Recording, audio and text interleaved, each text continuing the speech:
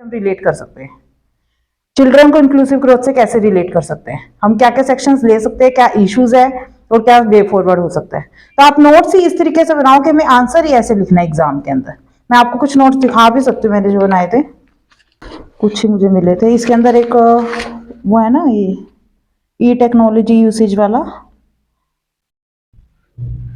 हाँ ये वाला जो 4th पॉइंट है मेजर क्रॉप्स वाला, इसका लास्ट पॉइंट है E technology in the aid of farmers. ठीक है, तो इस पे देखो मैंने कैसे नोट्स बनाए थे। सिर्फ ये 2 पेज के नोट्स है, लेकिन इसके अंदर सब कवर हो रहा है, जो जो मेजर वो पूछ सकते हैं। ई टेक्नोलॉजी, देखो मीनिंग ऑफ ई टेक्नोलॉजी का यहाँ पे लिख दिया, इसके अंदर क्या क्या आ सकता है, चैलेंजेस क्या क्या ई टेक्नोलॉजी के रिगार्डिंग, वे फॉरवर्ड क्या है। फिर हमें एग्जाम्पल्स देने के लिए ये देखो ये है, ई नैम गवर्नमेंट ने लॉन्च करा है, गवर्नमेंट ने प्राइवेट सेक्टर इनिशिएटिव्स भी है कुछ कि मतलब ई सेक्टर में, और digital India and agriculture sector, और फिर इसके अंदर इनिशिएटिव्स भी कुछ लिख रखे हैं। तो अब ये एकदम फुल हो गया ना, और सिर्फ है पेज कितने, 2 ही पेज है। इनको रिवाइज करने में कितना मैक्सिमम 10 मिनट्स लग सकते हैं ना, उसके बाद तो धीरे धीरे कम हो जाएगा। ये पॉइंट्स आपके माइंड में आ गए। ई टेक्नोलॉजी से रिलेटेड अभी क्वेश्चन भी आया था GS3 में हमारे 2023 में ही, तो मुझे ये सब याद था, मैंने ऐसा कैसा लिख दिया। अब उसमें तो 7 मिनट में आराम से लिखा जाएगा आंसर भी। तो ऐसे ही हर एक टॉपिक पे ना जितने छोटे छोटे नोट्स बनाओगे ना उतना ही हेल्पफुल होगा। आंसर राइटिंग अपना भी स्पीड आपकी भी फास्ट हो जाएगी और टाइम भी नहीं लगेगा बिल्कुल।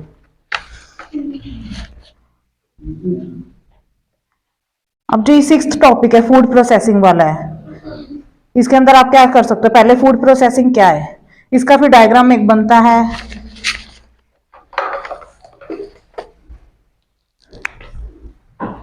पहले यहाँ पे फार्म टू फार्मर तक, फार्मर टू मार्केट तक हमें लेके जाना है ना।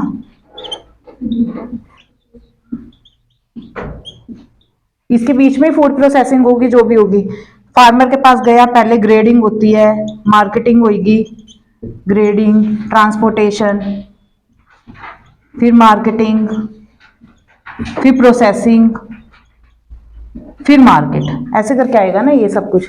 तो ऐसे से करके डायग्राम जितना बनाओगे, और एक एक पॉइंट के ऊपर, अब ट्रांसपोर्टेशन पे शायद 2023 में क्वेश्चन आया था कि ट्रांसपोर्टेशन से रिलेटेड हमारे एग्रीकल्चर में क्या क्या इश्यूज है, क्या वे फॉरवर्ड हो सकते हैं। तो अगर हमारा ऐसे टॉपिक प्रिपेयर होगा, डायग्राम भी आप ड्रॉ कर दोगे, पेज भी कवर हो जाएगा, टाइम भी लेस लगेगा और जल्दी भी हो जाएगा। तो ऐसे करके जितने भी इसके अंदर दे रखे हैं ना टॉपिक्स, एक एक टॉपिक पे आपके पास नोट्स होने चाहिए, एक एक टॉपिक पे। फूड प्रोसेसिंग के ऊपर सारा सिलेबस एकदम दे रखा है इन्होंने, क्या क्या क्वेश्चन पूछ सकते हैं, फूड प्रोसेसिंग क्या है, उसका स्कोप क्या है फूड प्रोसेसिंग का, कि इंडिया को ये सनराइज इंडस्ट्री कहते हैं फूड प्रोसेसिंग का इंडिया के अंदर, क्योंकि इसका ह्यूज स्कोप है। हमारी 50% से भी ज्यादा पॉपुलेशन फार्मर है हमारी इंडिया की। एग्रीकल्चर बेस्ड इकोनॉमी है, अगर हम फूड प्रोसेसिंग को स्ट्रेंथन कर देंगे ना, तो हमारी बहुत मतलब जीडीपी में भी ग्रोथ हो सकती है एग्रीकल्चर की। तो इसका सिग्निफिकेंस क्या है, लोकेशन, कहाँ कहाँ फूड प्रोसेसिंग इंडस्ट्रीज को हम एस्टेब्लिश कर सकते हैं, अपस्ट्रीम डाउनस्ट्रीम। अपस्ट्रीम मतलब होता है फार्मर से मार्केट तक हम कैसे लेके जाएंगे, मार्केट से कंज्यूमर की प्लेट तक हम कैसे लेके जाएंगे, ये डाउनस्ट्रीम हो गया। फिर सप्लाई चेन मैनेजमेंट को हम कैसे कर सकते हैं। अब आपके टॉपिक माइंड में, अगर आपने न्यूज में कुछ भी पढ़ा फूड प्रोसेसिंग के रिगार्डिंग, इसका क्या कंट्रीब्यूशन है, ये न्यूज़पेपर में आ जाएगा कि कितना जीडीपी में है, गवर्नमेंट ने कोई इनिशिएटिव लिया फूड प्रोसेसिंग के अकॉर्डिंग, कोई इंडस्ट्री एस्टेब्लिश हुई है, ये सारा आप कवर कर लोगे न्यूज़पेपर से। जब तक आपको पता ही नहीं है कि फूड प्रोसेसिंग एक टॉपिक है सिलेबस में, आप कैसे कवर करोगे न्यूज़पेपर से भी। तो लैंड रिफॉर्म्स इन इंडिया, इसके अंदर लैंड रिफॉर्म का मोटिव क्या था, क्या क्या चैलेंजेस आए थे, किस किस एरियाज में अच्छे से लैंड रिफॉर्म हुआ था, किस में लैक हुआ था, जिसमें नहीं हुआ क्यों नहीं हुआ, और क्या क्या इनिशिएटिव अभी तक गवर्नमेंट लेती आ रही है लैंड रिफॉर्म्स के। ऐसे ऐसे करके नोट्स बनाने हैं। और ये जैसे मैंने हिस्ट्री के दिखाती हूँ, मैं एग्जाम से पहले मैंने नोट्स बनाए थे, ये जस्ट इतने से नोट्स है, लेकिन मुझे ऐसा लगता है मॉडर्न हिस्ट्री मैंने इसमें अपने जितने कर सकते थे मैंने पूरी कवर करी थी। तो बस एग्जाम से पहले ही मुझे लग रहा है आधी घंटा भी लग जाए तो बस ठीक है, पूरा मॉडर्न हिस्ट्री कवर हो सकती है। तो जितने शॉर्ट नोट्स, और ये शॉर्ट नोट्स ना एक बार में नहीं बनते हैं, ये मैंने बनाए थे एकदम जब एग्जाम देने वाली थी मैं, उससे थोड़े दिन पहले। मल्टीपल रिवीजन करो बुक्स की, पहले बुक से ही पढ़ो, सीधा नोट्स पे मत जाओ, पहले बुक्स पढ़ो, अच्छे से बुक्स पढ़ लो जितनी हो सकती है। फिर अपना माइंड में आने लग जाएगा इस पेज पे ये लिखा था, इसमें ये इंपॉर्टेंट था, फिर नोट्स बनाने स्टार्ट करो। स्टार्टिंग में नोट्स बनाओगे ना तो दूसरी बुक की छाप दोगे, मैंने भी बहुत बड़ी गलती कर रखी है, इतनी मोटी नोट्स की बना रखी है, वो ऐसे लगता है बुक की दूसरी प्रिंट कर रखी है मैंने, क्योंकि उसमें मुझे लगता था सब कुछ इंपॉर्टेंट है, सारा कुछ लिखी जा रही हूँ लिखी जा रही हूँ। तो ये देख लो, थोड़ा आइडिया आ जाएगा। अभी कंप्लीट है फोटो हिस्ट्री। अब ऐसे मत सोचना इसको फोटोकॉपी करवा लो भी हो जाएगा, तुम्हें कुछ समझ ही नहीं आएगा, मैं बता रही हूँ इसमें। मैंने मतलब जो मुझे मेजर लगा था कि हाँ ये मुझे याद करने की जरूरत है या फिर ऐसा, वो मैंने इसमें लिखा था अभी ठीक है। मेंस में तो ना सबसे सही है कि अगर आपका सिलेबस अच्छे से कवर कर रखे हैं, आपने नोट्स बना रखे हैं, मल्टीपल रिवीजन कर रखी है, तो आप आंसर राइटिंग में बिल्कुल भी लैक नहीं करोगे। अगर आपकी इशू आता है ना कि हमारी वो इंग्लिश अच्छी नहीं है या फिर हम बड़े बड़े सेंटेंस नहीं लिख सकते हैं, अगर आप पॉइंट्स में, मैंने कैसे बना रखे हैं वो जो पीडी वो ई टेक्नोलॉजी वाला मैंने दिखाया था, पॉइंट ही लिख रखे, इसमें कोई सेंटेंस लिखने की जरूरत ही नहीं है, तो आपको इंग्लिश वाली भी प्रॉब्लम सोल्व हो जाएगी। मेंस के आंसर राइटिंग में ना पैराग्राफ तो कभी भी मत लिखना, जितने पॉइंट्स लिखोगे उतना ही अच्छा होगा, टाइम भी कम होगा, मतलब पेज भी जल्दी से फिल हो जाएगा आपका। तो पॉइंट में लिखो ना, सेंटेंस बनाने की जरूरत है, बस पॉइंट टू पॉइंट आंसर लिखते रहो बस। और डायग्राम तो कोशिश करो इंडिया का मैप जैसे तुम्हें आ ही गया होगा जल्दी जल्दी बनाना, मैप बनाया फटाफट, उसके अंदर कोई इंडस्ट्रीज है कुछ हम लिख सकते हैं तो वो ज्योग्राफिकल एरियाज को कर दो पॉइंट आउट। तो ये सारा मीन्स मतलब मैं ये कहती हूँ प्रिडिक्टेबल है। प्रीलिम्स तो कुछ भी, मैं खुद कहती हूँ कि कुछ नहीं पता क्या पूछेंगे क्या होगा, अगर आपका होगा भी नहीं सिलेक्शन, अगर मेंस में आप एफर्ट्स डालोगे ना तो सिलेक्शन जरूर होगा। प्री में हम ये चीज नहीं कह सकते।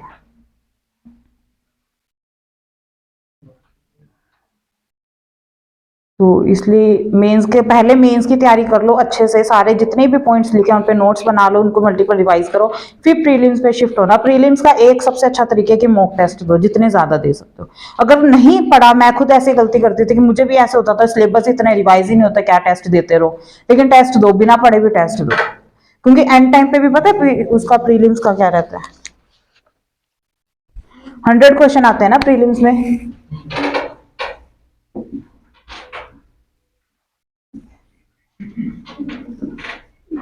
100 में से 35 to 40 ऐसे क्वेश्चन होंगे, और ये भी ऐसा तब होगा जब पेपर मॉडरेट लेवल का आया है, अगर डिफिकल्ट आ गया तो ये उससे भी लेस हो जाएंगे। ये ऐसे क्वेश्चन होते हैं जो स्टैंडर्ड बुक से आते हैं, मतलब स्टैंडर्ड बुक से मतलब जो आपकी बुक पढ़ी हुई है, स्पेक्ट्रम आ गया, लक्ष्मीकांत आ गया, या फिर जो भी आप पढ़ के जाओगे उसमें से हो जाएगा ये वाला। ठीक है, 35 to 40 होते हैं जिसमें आप 50-50 कर लोगे, कि दो स्टेटमेंट तो पता होगी कि गलत ही है, दो स्टेटमेंट में फिर आगे अटक जाओगे भी, आगे क्या करें हमें नहीं पता, एग्जैक्ट आंसर नहीं फाइंड आउट कर पाओगे, कुछ भी कर लो चाहे जितना मर्जी कर लो। 10 to 20 ले लो चलो, ये तो बिल्कुल लेफ्ट आउट वाले, ये छोड़ने ही छोड़ने, उनको स्किप ही करने। और स्किप को भी तब अटेम्प्ट कर पाओगे अगर आपने बहुत सारे टेस्ट दिए हैं, आपको पता है कि मेरा गैस जो मैं करती हूँ वो सही हो जाता है। एक गैस भी तो करने का कुछ होता है ना, सोच समझ के गैस करते हैं, ऐसे जय माता दी वाला तो नहीं चलेगा। तो गैस कर रहे हो, अगर आपने टेस्ट दिए हैं, कुछ पता चलता है मेरे तुक्के सही चलते हैं तो करना, वरना ये छोड़ने वाले क्वेश्चन ही होते हैं बेसिकली। तो आपको अगर इस क्वेश्चन इस वाले में आपने गलती कर दी ना, फिर आप रेस से बिल्कुल पीछे हो, फिर तो मतलब ऐसे समझ लो आउट ऑफ रेस ही हूं मैं। ये वाले एकदम बुक्स तभी कहते हैं कि बुक्स की, स्टैंडर्ड बुक्स की आप जितनी मल्टीपल रिवीजन करोगे, आपका जितना बेस स्ट्रॉन्ग होगा ना, तो आप ये क्वेश्चंस तो इजीली कर लोगे।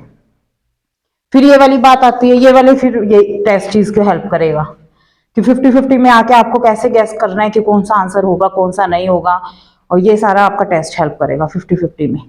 टेस्ट को सॉल्व करने का भी तरीका यही होता है, पूरे 100 क्वेश्चंस को एक बार में नहीं कर देना ऐसे करके, पहले 1 घंटा लो, 35 to 40 क्वेश्चंस आइडेंटिफाई कर लो और आंसर भर दो उनके, कि हाँ ये तो मैंने पढ़े हुए हैं, श्योर है कि यही आंसर होगा, कि आपने अच्छे से पढ़ा है तो। फिर ये 50-50 वाले में कैंसिल करते रहो स्टेटमेंट को, हाँ ये वाला तो एलिमिनेट करना ही करना है, ये गलत है, ये बिल्कुल गलत है, ऐसे ऐसे करके आ जाओ। फिर सेकंड वाले में इनको अटेम्प्ट करो। सेकंड 3 राउंड में क्वेश्चन पेपर सोल्व करना होता है, फर्स्ट राउंड में 35 to 40 क्वेश्चन सोल्व कर लो, सेकंड राउंड में 50-50 वाले करो, फिर लास्ट में अगर टाइम बचा है या फिर आपको लगता है मैंने बहुत कम अटेम्प्ट करे हैं, भी और करने की जरूरत है, फिर ये वाले करो 10 to 20 वाले, वरना इनको स्किप कर दो। तो आप ये देखो ना कट ऑफ जाती कितनी है, आजकल तो 90 पे आ गई कट ऑफ, 87 to 90 पे आ गई ना 200 में से ही। तो अगर आप ये वाले भी सही कर दोगे, 35 to 40, 70-80 मार्क्स तो यहीं बन रहे हैं आपके, थोड़े बहुत इसमें आगे 50, इसमें अगर आपका 50% भी चांस सही हो रहा है ना, कि आप 40 में से 20 सही कर रहे हो 20 गलत कर रहे हो, फिर भी आप कट ऑफ क्लियर कर जाओगे। तो ये क्वेश्चन पेपर अटेम्प्ट करने का प्रैक्टिस भी इसी तरीके से करो, एग्जाम में भी इसी तरीके से करके आओ पेपर को, कि पहले वाले में 35 to 40 करने हैं और वो एकदम सही करने हैं। और वो एकदम सही तभी होंगे जब आपको खुद के ऊपर कॉन्फिडेंस होगा, बुक्स अच्छे से रीड करी है, तभी हो सकता है ये।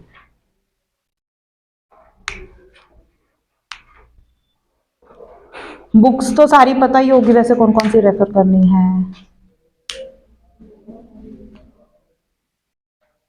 पता है? नहीं पता है? मैम आर्ट एंड कल्चर के लिए आप बताएं, कौन सी बताएं? फाइन आर्ट्स की थी, 11th की है शायद वो एनसीईआरटी और लेना। हिस्ट्री के लिए तो स्पेक्ट्रम। हाँ, उसमें भी आर्ट एंड कल्चर में पता है क्या करना है, जैसे इंडिया का मैप ले लेना, ये तो प्रिंटेड आते ही हैं जो, उस पे ऐसे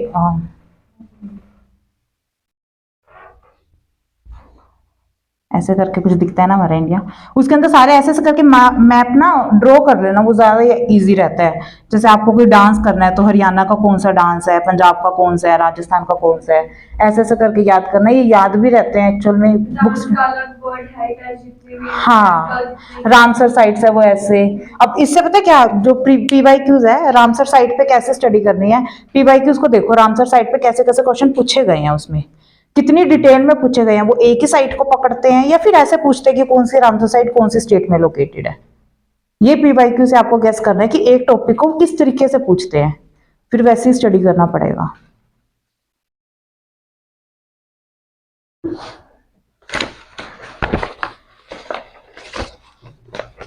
ये जैसे फेडरलिज्म पे भी टॉपिक था, सेकुलरिज्म,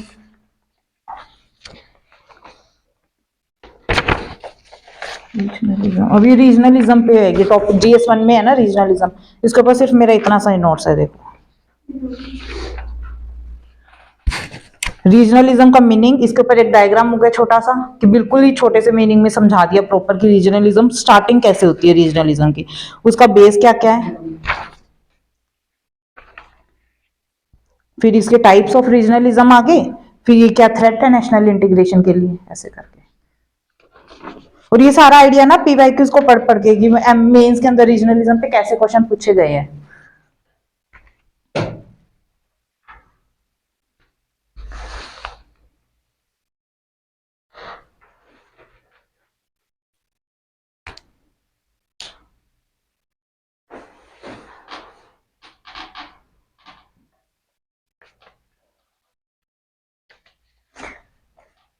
मेंस में ऐसा रहता है जितना आप पढ़ोगे ना, बस ये सोचो कि मेरे को जितना याद रह रहा है ना सिर्फ उतना ही पढ़ो, ज्यादा ज्यादा पढ़ते पढ़ते रिवाइज कुछ होगा नहीं, वहां सोचने का तो टाइम होता ही नहीं है, वो तो बिल्कुल ही छोड़ दो। तो जितना याद हो सकता है सिर्फ उतना ही पढ़ो, उससे ज्यादा पढ़ो ही मत। अब इससे हटके कोई क्वेश्चन आएगा, दूसरे बच्चे भी अपना भी लिखेंगे, फिर मैं भी अपना भी लिख दूंगी जो मेरे मन में आ रहा है। बस ये बेसिक प्रिपेयर कर लो बस थोड़ा सा। अभी इसमें एक पेज में तो याद करने में कुछ जा भी नहीं रहा, मेरे को डेफिनेशन पता है, मेरे को टाइप्स पता है, तो मैं खुद भी फॉर्म आंसर कर सकती हूँ, जैसा भी क्वेश्चन आएगा उसके अकॉर्डिंग लिख दिया। मैम इसका फॉर्मेट क्या रहेगा? ये टॉपिक हमने सेलेक्ट कर लिया, तो क्या फॉर्मेट रहेगा ये सब में वो? हाँ मैं देखो, अब जैसे ये पेपर 1 है ना ये वाला, इसके अंदर दे रखा है, हाँ सिर्फ जैसे अर्बनाइजेशन दे रखा है, उसकी प्रॉब्लम और रेमेडीज पेपर 1 में देखो, 3 4 5 6 7 7th पॉइंट है ना, urbanisation, their problems and their remedies. अब क्या क्या क्वेश्चन खुद ही सोचो, अर्बनाइजेशन, मीनिंग ऑफ अर्बनाइजेशन, फिर उसके बाद इंडिया में अर्बनाइजेशन कैसे हो रहा है, रूरल टू अर्बन जा रहे हैं, ऐसे हो रहा है, क्या क्या इश्यूज आ रहे हैं अर्बनाइजेशन में, प्रॉब्लम्स क्या क्या हो सकती है, ठीक है। फिर उसके बाद हमारा क्या वे फॉरवर्ड है, गवर्नमेंट ने कोई इनिशिएटिव लिए अर्बनाइजेशन के अकॉर्डिंग, वो लिख लो सारे मिशन जो जो लिखे हैं, डिटेल में नहीं, पॉइंट्स ही लिख लो, बस थोड़ा सा स्टडी कर लो उसके बारे में, बस इसका हो गया। ये कोई केस स्टडी मिलती है न्यूज़पेपर में से कि हाँ ये अर्बनाइजेशन अच्छा किया है, इन्होंने कोई अच्छी प्रैक्टिस अडॉप्ट करी है, तो हम एज एन एग्जांपल यूज कर सकते हैं।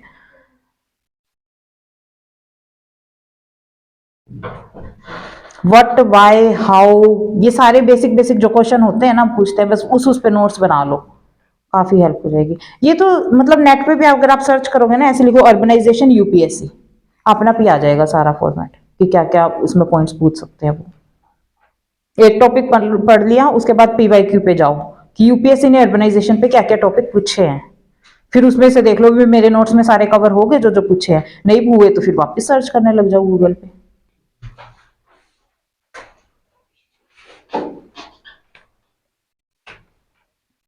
अब ये GS2 है, इसके अंदर भी कितना बेसिक सारा कुछ कवर दे रखा है इसमें कि क्या क्या वो पूछ सकते हैं, एक एक पॉइंट दे रखा है GS2 में। इंडियन कॉन्स्टिट्यूशन हिस्टोरिकल अंडरपिनिंग है, तो इसका लक्ष्मीकांत का फर्स्ट लेसन ही है, एवोल्यूशन ऑफ इंडियन कॉन्स्टिट्यूशन है ना, वो चार्टर एक्ट वगैरह। फीचर्स हो गए इंडियन कॉन्स्टिट्यूशन के, अमेंडमेंट्स क्या क्या हुई है, सिग्निफिकेंट प्रोविजन, बेसिक स्ट्रक्चर। अब बेसिक स्ट्रक्चर पे क्वेश्चन आता ही आता है यूपीएससी। फिर सेकंड को है function responsibility of the union and state, issues and challenges pertaining to the federal structure. और फेडरल स्ट्रक्चर पे भी मैंने ऐसे क्वेश्चन बनाए थे। ये देखो मेरे डायग्राम ना हर नोट्स में थोड़े थोड़े मिलेंगे, कुछ भी बना रखा हो बेसिक ऐसी, लेकिन है कुछ ऐसे। ये वाला डायग्राम हो गया, देखिए ऐसे करके मेरे को हैबिट है, मतलब मैं आंसर लिखते लिखते भी ना जो डायग्राम में ही लिखती हूँ। अगर मेरे को कोई पॉइंट्स भी लिखने हैं ना, ये पेज है, या तो ये डायग्राम बना लो, या कोई भी पॉइंट्स लिखने हैं तो यहाँ पे ऐसे करके लिखा, फिर यहाँ पे 1 2 3 4 5 पेज भी कवर हो गया, पॉइंट्स भी कम लिखे मैंने, और पेज भी वो हो गया, पॉइंट टू पॉइंट आंसर भी लिखा गया। तो ये डायग्राम जितने करोगे, ये थोड़ा ना पढ़ने का आप खुद देखो, एग्जामिनर को एक तो आप पहरा लिख के दे रहे हो, एक ऐसे लिख के दे रहे हो, तो ये इंटरेस्टेड लगता है ना थोड़ा कि हाँ अच्छा लग रहा है, पढ़ा जा रहा है इजिली। पैराग्राफ में तो पता है कोई पढ़ेगा भी नहीं, इतने उसको आंसर कॉपी चेक करनी है।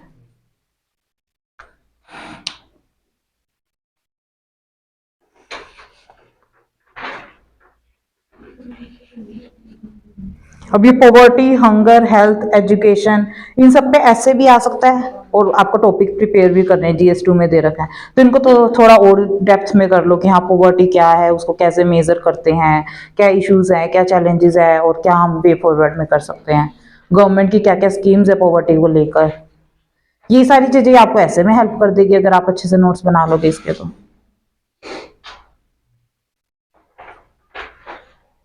स्टडी भी करना है ना, एक एक टॉपिक उठाया, आज ये सोच लो मुझे ये 3 टॉपिक करने हैं, सिर्फ 3 टॉपिक ही। मेंस का सिलेबस उठाया, 3 टॉपिक उठाए, उसके नोट्स बना लिए, उनको मल्टीपल रिवाइज करते रहो। मेंस का सिलेबस तो आप बहुत जल्दी कवर कर सकते हो, बहुत जल्दी। और प्रीलिम्स के साथ मेंस पढ़ोगे, आपकी इन डेप्थ स्टडी होती रहेगी बेसिक्स की, फिर आप प्रीलिम्स के MCQs देते रहो।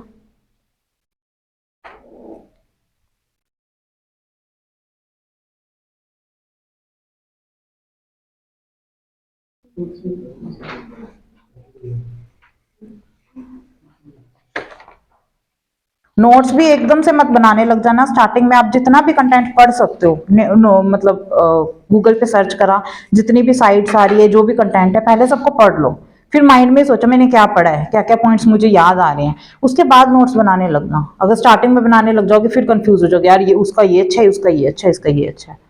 पहले सारा पढ़ो, उसके बाद नोट्स पे शिफ्ट होना।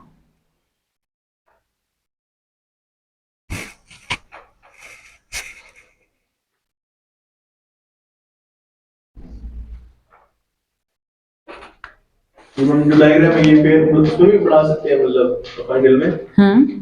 बस वो थोड़ा अच्छे से बनाना होता है, मैंने तो ऐसा बना दी।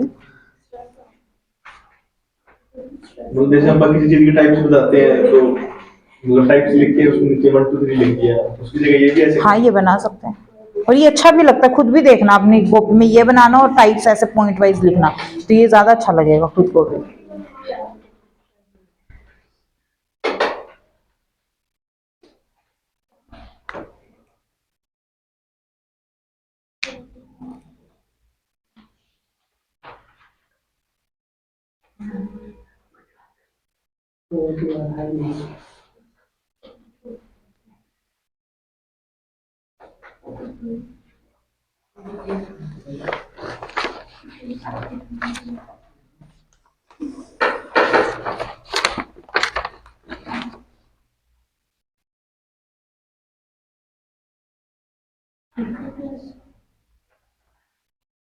और इसकी स्टडी भी एक एक टॉपिक उठा के, जैसे ये डिवाइड कर रखा है ना ये इस चीजें।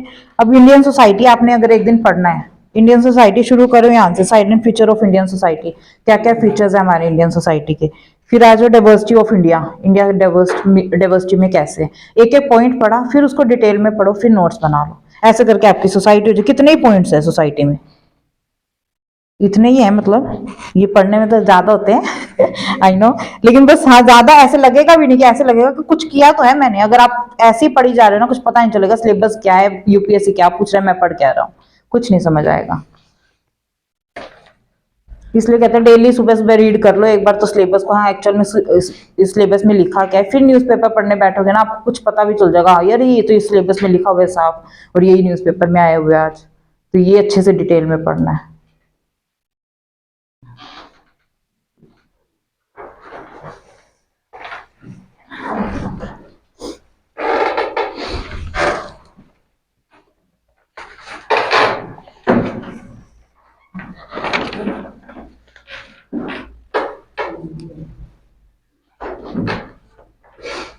और क्या डिस्कस कर सकते हैं?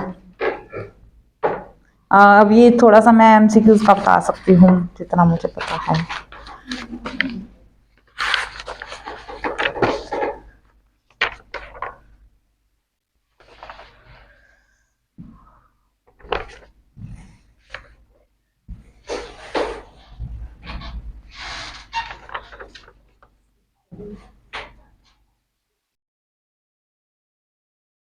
है तुम्हारे पास क्या क्वेश्चन पेपर? ये 2023 वाला है मेरे पास, तो मैं तो वही लेके आई हूँ।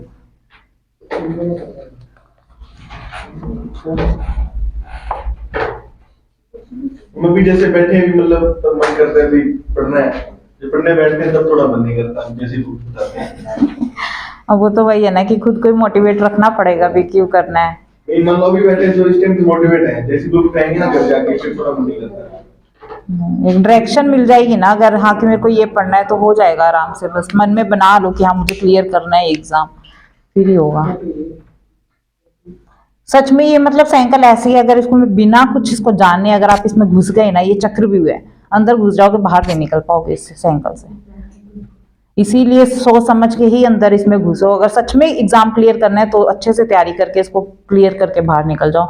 अंदर घुस के इमोशनली, मेंटली, फिजिकली सारी जगह से टॉर्चर कर देते हैं एग्जाम। क्योंकि एक साल तो आप पढ़ोगे अच्छे से, फिर एक साल आप पेपर दोगे, 2 साल तो आपके ऐसे ही खत्म हो गए, और फिर भी वो अनसर्टेनिटी ऐसी रहती है, पता नहीं किसी भी प्रोसेस के अंदर नीचे गिर सकते हैं वापस। अब मेरे को तो खुद का ऐसे लगता है मैं सूली पे अटकी हुई हूँ, कभी भी वापस नीचे गिर सकती हूँ। अभी इंटरव्यू तक पहुंच गए, अभी भी सिलेक्शन नहीं हुआ तो कहाँ आऊंगी, प्रीलिम्स पे फिर से आ जाऊंगी बेसिक्स पे बिल्कुल। ये इसीलिए कि एकदम सोच समझ के साइकिल में घुसो, तैयारी करके माइंड अच्छे से बना के, हाँ कि मैं पढ़ सकती हूँ एक साल अच्छे से, एग्जाम करना है तब भी करो, वरना बैकअप ऑप्शन जरूर देख लो कि हाँ ये नहीं हुआ तो दूसरा साथ साथ मैं ये चीज कर रही हूँ।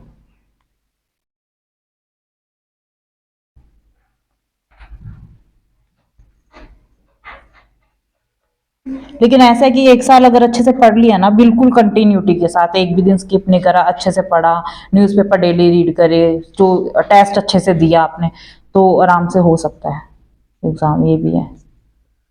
अब मेरे प्रीवियस 2 अटेम्प्ट्स में प्रीलिम्स ही नहीं हुआ था। क्यों नहीं हुआ था? फर्स्ट वाले अटेम्प्ट में था, मैंने एकदम ब्लाइंडली टॉपर्स को फॉलो कर लिया था। टॉपर्स ने बोला 2 महीने पहले प्रीलिम्स की तैयारी कर लो, हो जाएगा।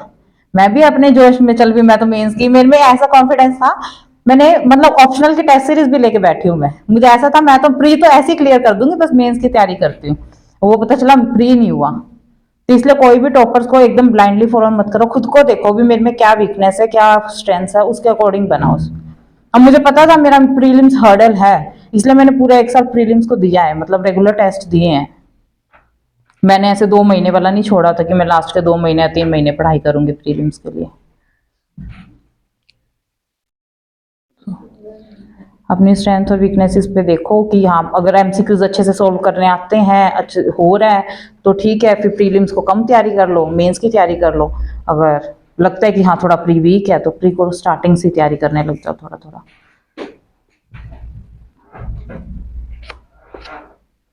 और कंटिन्यूटी तो बनानी ही पड़ेगी कि डेली आपको न्यूज़पेपर रीड करना ही पड़ेगा, तब भी आपके अंदर वो कॉन्फिडेंस आएगा एंड में जब एग्जाम देने जाओगे।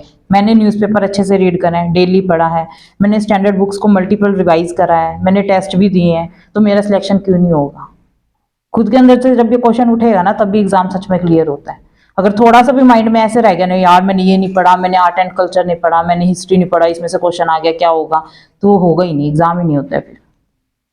क्योंकि वहां जाके भी आप टेंशन में बैठे रहोगे यार, अगले पेज पे बस आर्ट एंड कल्चर के क्वेश्चंस ना आ जाए, मैंने वो पढ़ा ही नहीं है। कुछ भी छोड़ के मत जाओ, सब कुछ पढ़ के जाओ और खुद के ऊपर कॉन्फिडेंस के साथ जाओ, तो हाँ हो जाएगा। तो कितना टाइम पढ़ना चाहिए? घंटे वाइज तो मैं ऐसे कुछ नहीं कहूंगी, अब भाई ये कि सिलेबस टॉपिक उठा लो कि हाँ मुझे ये टॉपिक करना है, अब वो जितनी मर्जी देर लगाए लेकिन वो करना ही करना है, तो वो अपना भी 8-10 घंटे तो आराम से चला जाएगा, देखना धीरे धीरे। स्टार्टिंग में चलो 6 घंटे ही पढ़ लो, एक बार हैबिट नहीं होती है, 6 घंटे पढ़ा फिर आराम से रेस्ट वगैरह कर लिया, लेकिन धीरे धीरे इसको टाइम को इंक्रीज करना ही पड़ेगा। मैम जैसे कई बार बुक पढ़ ली, रीडिंग कर ली, तो बाद में भूल ही जाते हैं मतलब। तभी मैं मल्टीपल रिवीजन, जितनी भारी पढ़ोगे, मतलब मेरी बुक्स की ऐसी हालत है ना, तो कोई और दूसरा बंदा पढ़ नहीं सकता उस बुक को, मतलब बोर हो जाती थी तो मैंने वो स्पेक्ट्रम ब्लैक एंड व्हाइट आती है ना, उसमें पूरा कलरफुल कर रखा है मार्कर ला ला के, कोई कलरफुल वो हाइलाइटर होते हैं ना, कलरफुल उसको बना दिया चक्के, हर एक लाइन को अलग अलग लाइन से कर दिया जो मेरे को लगता है। फर्स्ट रिवीजन में आपको अगर लग रहे हैं ये इंपॉर्टेंट पॉइंट्स है तो आपको ये एक ही हाइलाइटर ले लो ब्लू कलर का, उससे हाईलाइट कर दिया। सेकंड रिवीजन करो, फिर आपको लगता है कि हाँ ये चीज और ज्यादा इंपॉर्टेंट है, फिर दूसरे कलर से उसको कर लो, फिर वो हाईलाइट हो जाएगा ना, फिर आपको रिवीजन करने में भी थोड़ा इंटरेस्टिंग लगेगा और पता चल जाता है इंपॉर्टेंट है चीज, कि हाँ मुझे लगा था इंपॉर्टेंट है, ये टेस्ट में पूछी थी मैंने गलत करी थी, ऐसे। बच्चों को एक एक बुक्स की लाइन याद होती है, सच में बता रही हूँ, लक्ष्मीकांत की, स्पेक्ट्रम की, एक एक चीज पता होती है कि ये क्या कहाँ लिखा हुआ है, क्योंकि इतनी बार रिवाइज हो जाता है इस बुक्स के साथ, क्योंकि ये वही है ना, मैं कह रही 35-40 क्वेश्चन आप बिल्कुल गलत नहीं कर सकते, और यूपीएससी ये सिंपल क्वेश्चन तो ये भी नहीं पूछेगा, 35-40 वाले भी स्टैंडर्ड बुक्स में से भी इसने मोल्ड करके पूछने हैं, तो अगर स्टैंडर्ड बुक्स अच्छे से प्रिपेयर होगी तो आप ये वाले से ही कर दोगे। अभी मॉक टेस्ट भी आप करोगे ना, मार्क्स अपने आप इंक्रीज होने लग जाएंगे, 35-40 क्वेश्चन पहले अटेम्प्ट कर लो फर्स्ट राउंड में, कि हाँ बस वही वही क्वेश्चन अटेम्प्ट करूंगा जो मेरे को आते हैं, मैंने किए हुए हैं, मतलब मेरे को बुक्स में से है, मेरे को अच्छे से आते हैं, ये वो कर लिया, खुद में कॉन्फिडेंस आ जाएगा, भी मेरे 80-70 मार्क्स तो बन रहे हैं इतने से, अब मैं थोड़ा सा इसमें और गेस करते हैं 50-50 वाले में, ये कहाँ आ सकता है कहाँ नहीं, इसमें से अगर आधे भी क्वेश्चन ठीक हो गए तो चलो भी हो जाएगा। टारगेट यही लेके चलो, हर टेस्ट में मुझे 100+ स्कोर करना है, जितने भी 200 का टेस्ट होता होगा ना, तो 100 मुझे प्लस स्कोर करना ही करना है।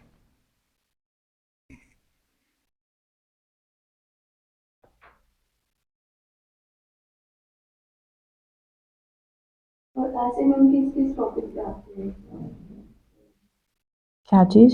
ऐसे किस किस टॉपिक ऐसे आजकल तो कोई टॉपिक ऐसे रहा नहीं, आजकल तो कोई एक छोटी सी स्टेटमेंट दे देते हैं, इस बार था note all who wonder get lost, मतलब सभी भटकने वाले गुम नहीं हो सकते, अब इस पे कितना कुछ लिख सकते हो तो ऐसे ऐसे वाले वैसे आते हैं, वो वही थोड़ा सा, अब जैसे मैंने तो यही वाला ऐसे लिखा था, वैसे सभी भटकने वाला पता नहीं क्या लिखा था, मतलब स्टार्टिंग मैंने ऐसे बुद्धिज्म से करी थी, गौतम बुद्धा भी तो भटके थे ना स्टार्टिंग में, इधर उधर भटके थे, फिर उन्हें स्पिरिचुअलिटी का पाथ मिला था कि मेडिटेशन करने गए, तो ऐसे करके लिखा, फिर उसके बाद लिखवा दो कि भटकने का मीनिंग क्या है, क्या क्या हो सकता है, कि क्या सारे भटकने वालों को डेस्टिनेशन मिलती है या सारे गुम भी होते हैं, कि किसी को डेस्टिनेशन भी मिली है और सारे भटकने वाले गुम भी हो सकते हैं, जिसको कोई डायरेक्शन नहीं है, हम अपने एग्जाम्पल ले सकते हैं, अगर हमें पता नहीं है कैसे पढ़ना है तो भटकने वाले हम गुम भी होंगे।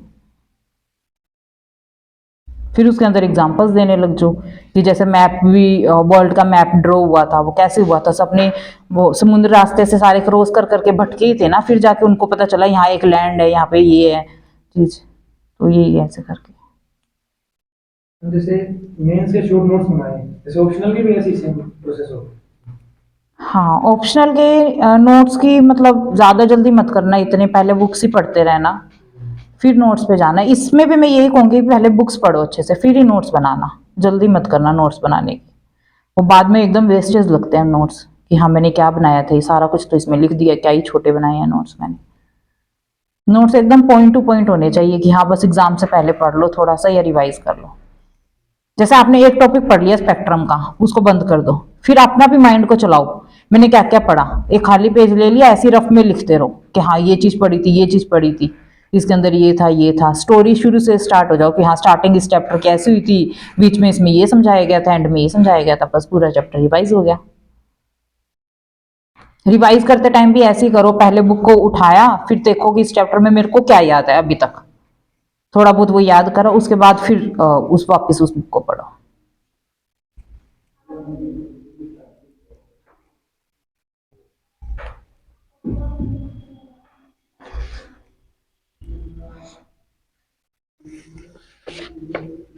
अब ये वाला मैं थोड़ा इसमें बता देती हूँ, ऐसे प्रीलिम्स मेरा भी खुद का कोई स्ट्रॉन्ग नहीं है इतना, लेकिन मैं बता सकती हूँ।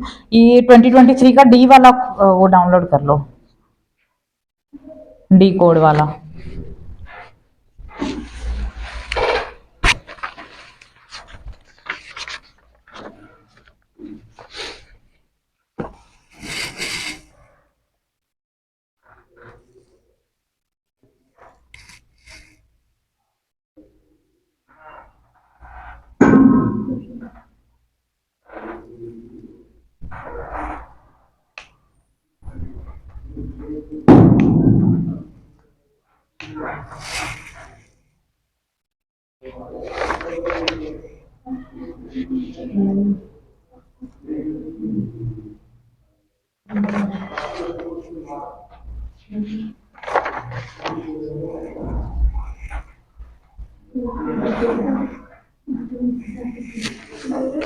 हो गया।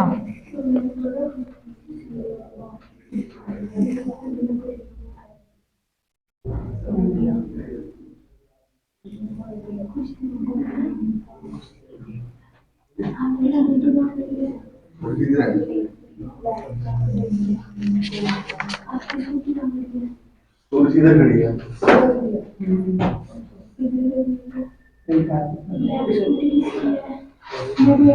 एक्टिवा।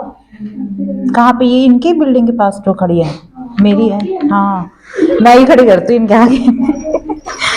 मुझे कहीं जगह ही नहीं मेरे को। आप इनकी गेट क्या करें सामने? हाँ हाँ हाँ हाँ हाँ हाँ।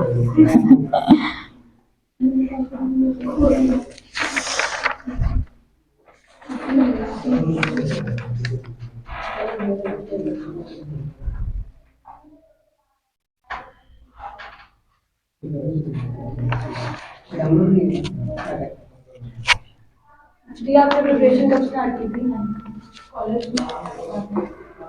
कॉलेज के बाद में स्टार्ट करी थी मैंने तो। इतनी मोटिवेशन कहाँ से आई? बस था कि हाँ करना है तो करना है।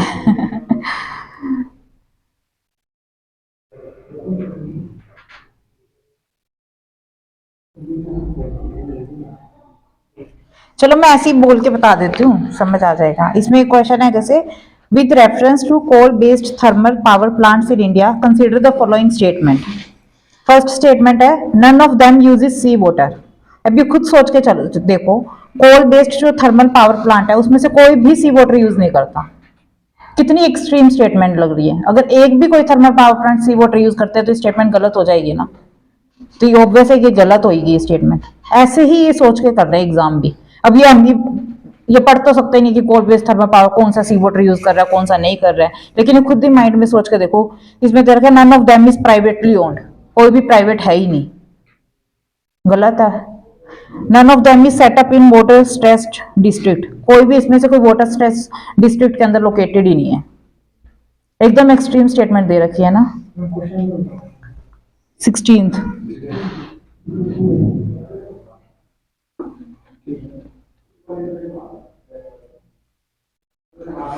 ये ऐसे क्वेश्चन होते हैं भी स्टैंडर्ड बुक्स में हमने पढ़े नहीं हुए, वहां जाके ही सोल्व कर रहे हैं, वहां जाके ही माइंड यूज करना पड़ेगा कि क्या हो सकता है इसका।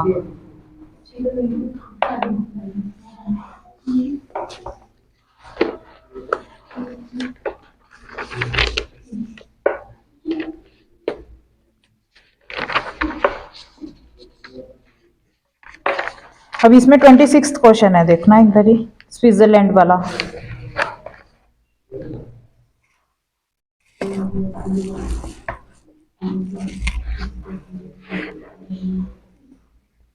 Switzerland is one of the leading exporter of gold in terms of value.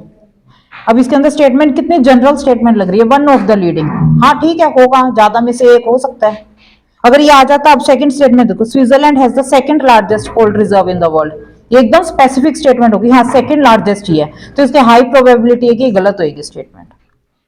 High probability गलत होने की। हाँ, एक होती है जेनरिक स्टेटमेंट होती है, एक होती है एक्सट्रीम स्टेटमेंट। जेनरिक का मतलब, एक्सट्रीम बताते पहले, नन ऑफ देम आ गया, ऑल ऑफ देम आ गया, all of them are privately owned, all of them uses sea water, all of them do this, all of them do this.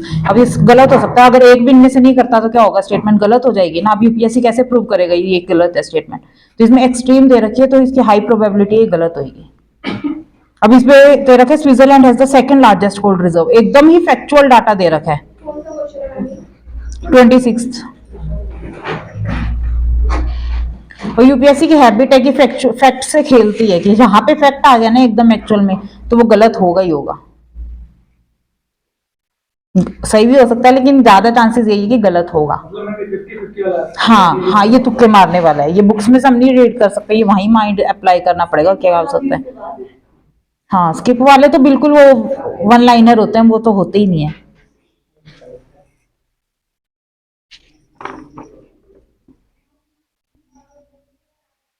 अब ये 28th क्वेश्चन आ जाओ। India accounts for 3.2% of global export of goods. वैसे मुझे पता था कि ये गलत है क्योंकि इतना अकाउंट नहीं है, लेकिन इसमें डाटा दे रखा है 3.2%। यूपीएससी का हाई प्रोबेबिलिटी है कि गलत होगा। ये चीज होती है पीवाईक्यू से रीड करने से पता चल जाता है यूपीएससी कहां फंसाता है स्टूडेंट्स को।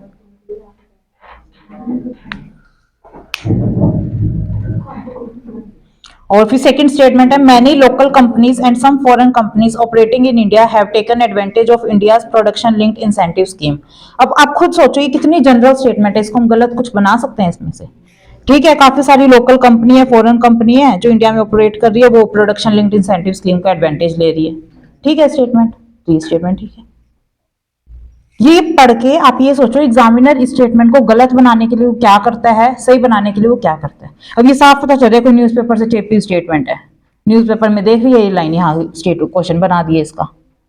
अब इसको गलत बनाने के लिए अगर यहाँ पे नोट आ जाता बीच में या ऑल ऑफ देम आ जाता तो ये पक्का था ये गलत होनी थी। ये होता है कि टेस्ट करने से, पीवाईक्यूज करने से समझ आता है कि यूपीएससी को ऐसे टैकल किया जाता है।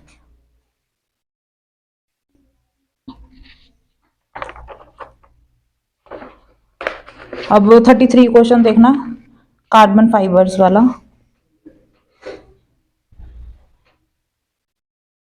Carbon fibres are used in the manufacture of component used in automobile and aircraft.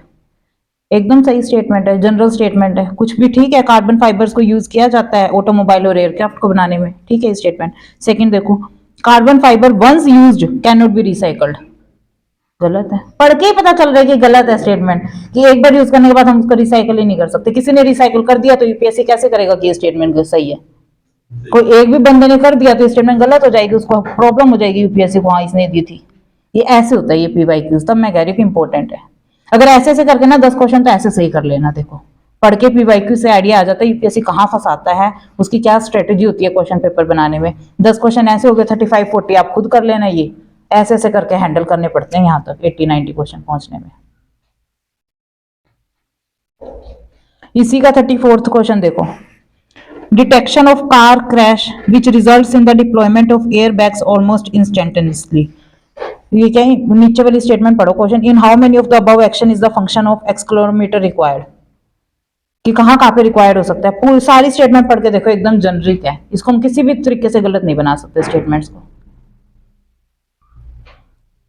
हम की डिटेक्शन कर सकते हैं, कार का एक्सीडेंटल फ्री फायर को हम कर सकते हैं डिटेक्ट, और स्मार्टफोन्स के अंदर रिजल्ट हो सकता है। तो ठीक है, बस अपना स्टेटमेंट पढ़ पढ़ के ना थोड़ा आइडिया आने लग जाता है। हाँ यूपीएससी ने पिछले साल भी यही गेम खेला था, इस बार भी यही खेलना चाहता है, तो अपने बच लेंगे अगर प्रीवियस ईयर का हमें पता है कि ऐसे करता है यूपीएससी। बिना पीवाईक्यू उसके दिए पेपर देने जाओगे ना, कुछ नहीं समझ आएगा कुछ भी। फिर तभी ये लगता है कि ये तो सच में अनप्रिडिक्टेबल है, कि कुछ भी नहीं पता है क्या पूछ रहे हैं क्या नहीं पढ़ा, मैंने तो कुछ पढ़ा ही नहीं था। अगर पीवाईक्यू को पढ़ के जाओगे ना तो कम से कम हैंडल करना तो आ जाएगा कि हाँ क्वेश्चन पेपर को ऐसे रीड करते हैं और ऐसे खेला जाता है इसमें क्वेश्चन के साथ।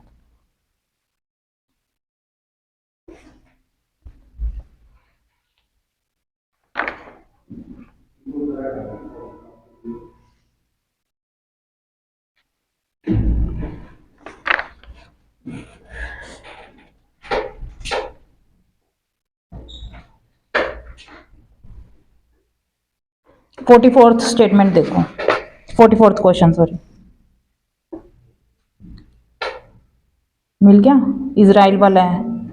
Israel has established diplomatic relation with some Arab states some Arab states, ठीक है, किसी के साथ अरब स्टेट्स के साथ इसराइल ने डिप्लोमेटिक रिलेशन बनाए होंगे, ठीक स्टेटमेंट है। सेकंड देखो, Arab peace initiative mediated by Saudi Arabia, वो signed by Israel and Arab League. अब सऊदी अरेबिया इसमें स्पेसिफिक कर दिया ना कि इसी ने ही मेडिएट किया था इस पीस इनिशिएटिव को, तो ये स्टेटमेंट पक्का गलत होगी। ये वैसे करंट अफेयर का था, ये पता भी था सबको आंसर इसका, लेकिन ऐसे हम इसको गेस भी कर सकते हैं अगर नहीं भी पता होता है तो। इसमें एकदम स्पेसिफिक कंट्री कर दिया कि हाँ मेडिएट किया है वो सऊदी अरेबिया ने किया है। तो ये स्पेसिफिक और जनरल स्टेटमेंट को आपको डिफरेंशिएट करना पड़ेगा कि हाँ ये तो जनरल स्टेटमेंट है, इसको तो हम गलत कर ही नहीं सकते। सम आ गया, कुछ भी आ जाता है ऐसे, वन ऑफ द लीडिंग कुछ भी आ गया, मतलब सम हो गया ना बिल्कुल कि हाँ बाकियों से थोड़े से में ये होगा तो ठीक है, होगा ये। बिल्कुल इसको एक्सट्रीम कर देते हैं, not recycled, all of them, none of them, not can not be, तो ये सारी स्टेटमेंट मोस्टली गलत होती है। पीवाईक्यूज को देखना, सब में गलत पाएगी ये स्टेटमेंट्स। और जहां एकदम फैक्चुअल डाटा लिख देते हैं, इसी का फर्स्ट क्वेश्चन देखो, इसी पेपर का ही फर्स्ट क्वेश्चन एमएसएमई वाला है।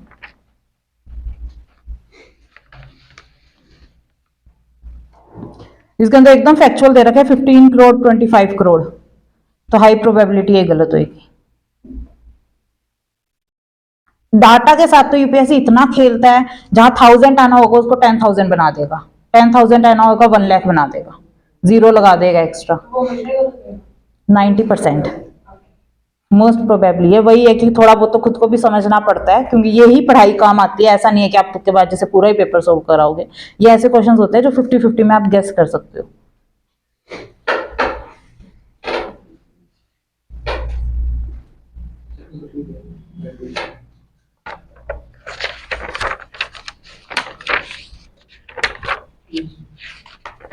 ये जनरल और स्पेसिफिक वाला खेलना आप 10 क्वेश्चंस में तो आराम से लगा सकते हो। 8 to 10 क्वेश्चंस में ये चीज हो जाती है handle.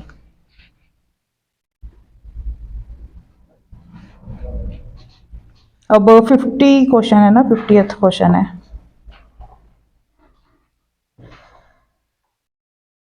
The G20 group was originally established as a platform for the finance minister and central bank governor to discuss the international economic and financial issues. कुछ गलत लग रहा है स्टेटमेंट में, सही है। G20 का ग्रुप था, वो फाइनेंस मिनिस्टर और सेंट्रल बैंक गवर्नर्स थे इसके अंदर। और सेकंड स्टेटमेंट है, digital public infrastructure is one of the India's G20 priority. ठीक है, G20 के अंदर वन ऑफ द हो ही सकती है। अगर यहाँ आ जाता digital public infrastructure is only India's G20 priority, वो गलत होती है। वन ऑफ द आ गया, ठीक है, काफी सारी प्रायोरिटीज थे, डिजिटल पब्लिक इंफ्रास्ट्रक्चर भी एक प्रायोरिटी हो सकती है। ये स्टेटमेंट सही है। आ रहे ना इंटरेस्ट ऐसे पढ़ने में, ऐसे क्वेश्चन पेपर को भी एनालाइज करोगे ना तो समझ आ जाता है, यूपीएससी कर सकते हैं कुछ हम।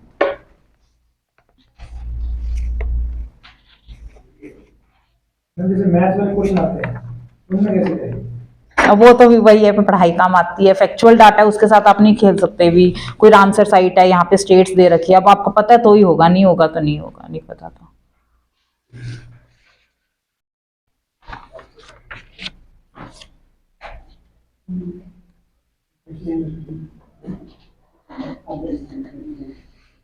अब ये 62 क्वेश्चन है ना, वो देखना।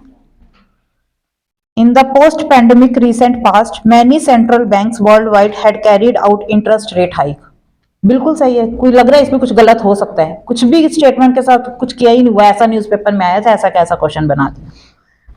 Second statement, central bank generally assume that they have the ability to counteract the rising consumer prices via monetary policy means. ठीक है, इस पे क्या गलत कर सकते हैं हम? स्टेटमेंट को ना खुद को पढ़ के कुछ समझो। इस स्टेटमेंट ये है, जनरली एज्यूम कर रहा है। स्टेटमेंट स्टार्ट कैसे हो रही है? सेंट्रल बैंक जनरली एज्यूम, ये एज्यूम करता है, ठीक है, एज्यूम करता होगा, तो हाँ क्या आंसर ठीक है ये।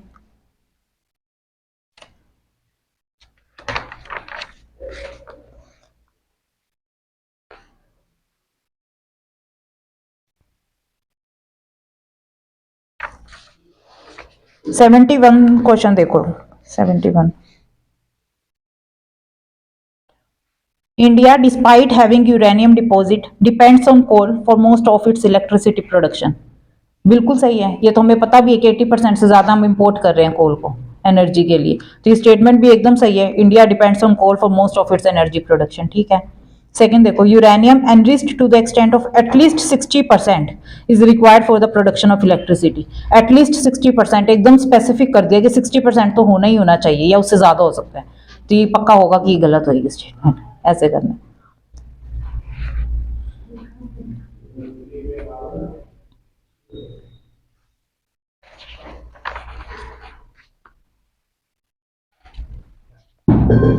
सेवेंटी सिक्स क्वेश्चन देखना। सम मशरूम्स हैव मेडिसिनल प्रॉपर्टीज। अब कुछ सोच के लग रहा है स्टेटमेंट गलत हो सकती है। कुछ मशरूम है जिसके अंदर मेडिसिनल प्रॉपर्टी है, ठीक है, होगी। सेकंड देखो, some mushrooms have psychoactive property, ठीक है, होगी। Some mushrooms have insecticidal properties, ठीक है, होगी। Some mushrooms have bioluminescent properties, ठीक है, होगी। सारी सही है। अब हमने कितने क्वेश्चन हमने अभी यहाँ कर लिए ना, ऐसे ऐसे करके तुक्केबाजी से। अब पढ़ा थोड़ी कि मशरूम के अंदर इतना है, इतनी इंडेप्थ स्टडी तो हम भी नहीं कर सकते कि मशरूम्स क्या क्या यूज हो सकता है इसका। पढ़ के ही लग रहा है कि जनरल स्टेटमेंट्स है, हाँ ठीक है, इनमें मेडिसिनल प्रॉपर्टी होगी, साइको एक्टिव प्रॉपर्टी होगी, तो ये ठीक है, हो गया क्वेश्चन।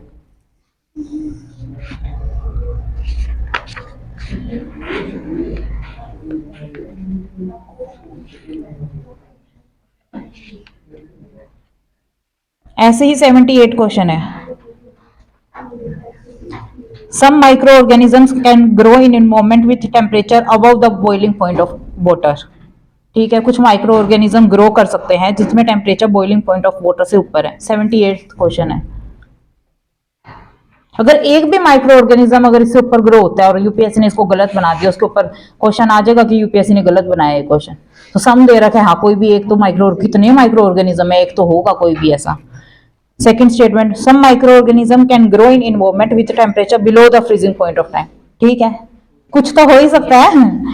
थर्ड देखो, some microorganism can grow in highly acidic environment with the pH below 3। सम दे रखा है, अगर कुछ भी 1 आ जाता, 2 आ जाता तो हम गलत कर देते। अगर सम दे रखा है, कोई तो माइक्रो ऑर्गेनिज्म होगा ना, सही है। ऐसे क्वेश्चंस करने हैं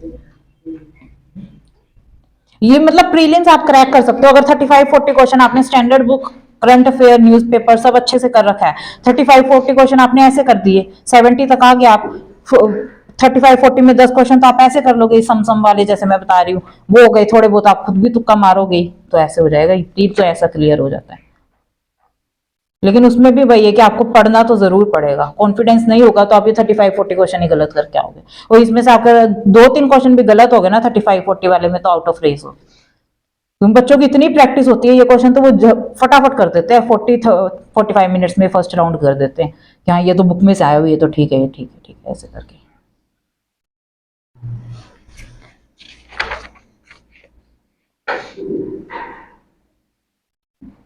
अभी 90 क्वेश्चन है, ये एकदम उसमें से उठा रहा है स्पेक्ट्रम में से। देखो स्पेक्ट्रम में भी है और उसके अंदर भी है, लक्ष्मीकांत के फर्स्ट चैप्टर में।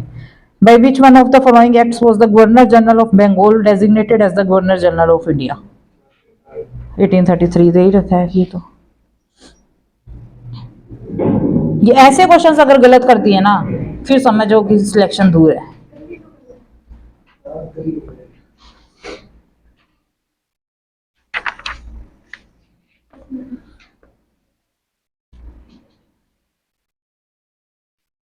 ये 93 क्वेश्चन है, ये as it is previous year का रिपीट हुआ है, एज इट इज जैसा प्रीवियस ईयर में आया था सेम क्वेश्चन आया है वापिस से।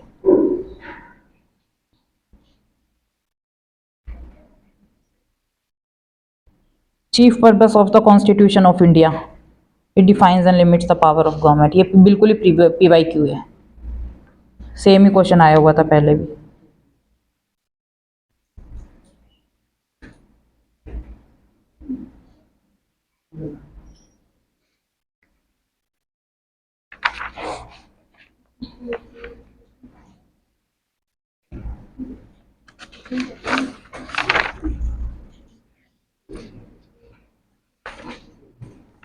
इसके अंदर तो इतने ही है, ये वाले तो ऐसे जो क्वेश्चन कर सकते हैं हम।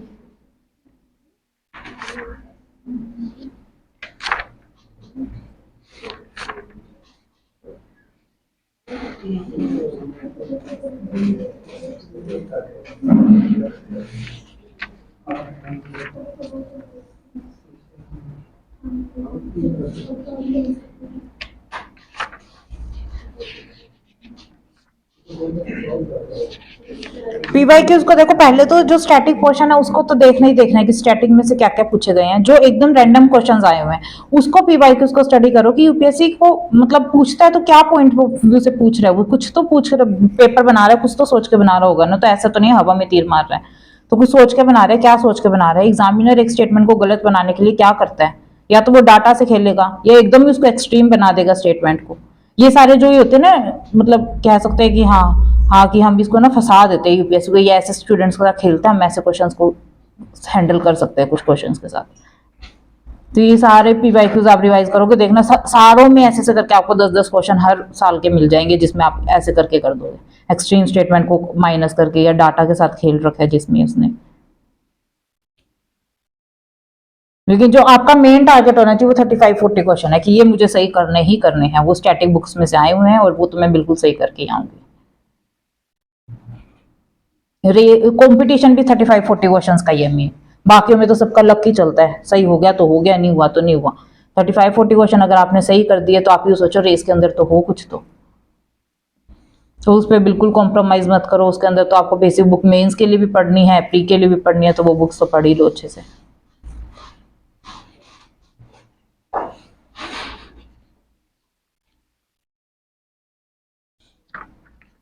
और कोई क्वेश्चन है तो पूछ लो।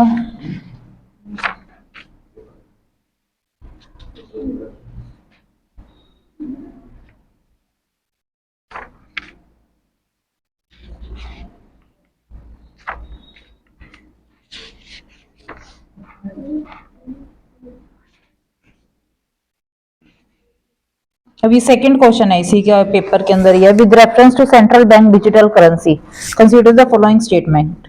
फर्स्ट क्वेश्चन है, it is possible to make payments in a digital currency without using US dollar और स्विफ्ट सिस्टम। कितनी जनरल स्टेटमेंट है कि हाँ ये पॉसिबल है, बिना स्विफ्ट सिस्टम के भी हम ट्रांजेक्शन्स कर सकते हैं। सेकेंड है, अ digital currency can be distributed with the condition programmed into it such a time frame for spending it. ठीक है, बिल्कुल सही स्टेटमेंट है, इसको आप गलत कर भी नहीं सकते हो किसी भी एंगल से।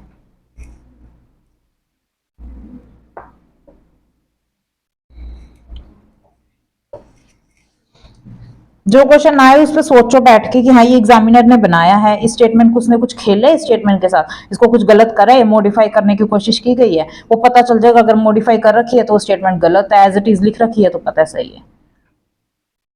और ये सारा गेस वर्क पूरा मॉक टेस्ट के अंदर प्रैक्टिस करनी होती है। मॉक टेस्ट में भी थोड़ी बहुत ट्रिक्स ये देते हैं उसे, ताकि प्रैक्टिस करते रहो, वह एक्चुअल में फिर आप इम्प्लीमेंट करो एग्जाम हॉल में।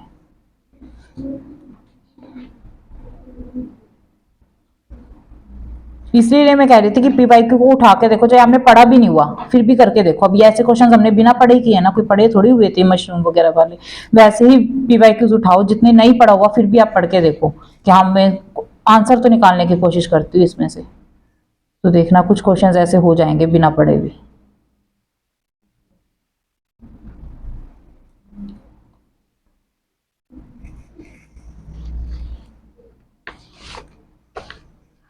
और यही सेम चीज आपको उसके साथ करनी है, ये सी सेट है जो सी सेट में आपको क्या करना है, मैथ्स का तो मुश्किल है, अब जिसको आता है आता है, नहीं आता तो नहीं आता, उसको क्या इलाज हो सकता है, थोड़ा बहुत पढ़ सकते हैं हम, लेकिन कॉम्प्रीहेंशन को आप पीवाईक्यू से कर सकते हो। कॉम्प्रीहेंशन लेके बैठो, आंसर की मत देखो, खुद ही मार्क करो पहले, हाँ ये कॉम्प्रीहेंशन है, ये ऑप्शंस है, मैं आंसर खुद निकालती हूँ। 28-29 कॉम्प्रीहेंशन आते हैं कुछ, तो वो सारे खुद सोल्व कर लो एक पेपर के, फिर आंसर की से मैच करो, मेरे कितने सही है मेरे कितने गलत है, तो वो हो जाएगा। कॉम्प्रीहेंशन भी अगर 28-29 अगर आप पूरा कॉन्फिडेंस से जाओगे ना तो सही हो सकते हैं। थोड़े बहुत रीजनिंग के क्वेश्चन कराओ फिर हो जाएगा सी सेट। हाँ रीजनिंग भी है इसमें।